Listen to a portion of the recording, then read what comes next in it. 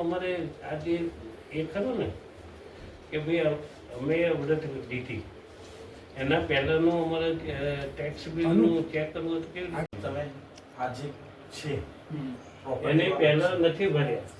તમારી વાત સાચી છે. તમે કદાચ રેન્ટ ઉપર હશે કે એ જે છે મારે તો મૂળ પ્રોપર એક જ શ્લોક હોસ્પિટલના નામ છે ચેન્જ તમે કરાવ્યું નહીં હોય.